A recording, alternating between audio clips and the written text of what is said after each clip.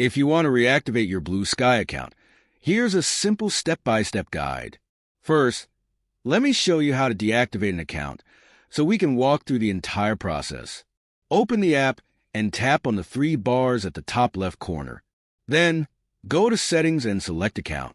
From there, choose the Deactivate Account option. Keep in mind that your profile, posts, feeds, and lists will no longer be visible to other Bluesky users. Confirm by clicking Yes to deactivate.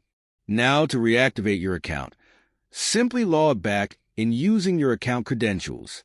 Enter your username and password, then hit Next. You'll see a screen that says Welcome Back with an option to reactivate your account.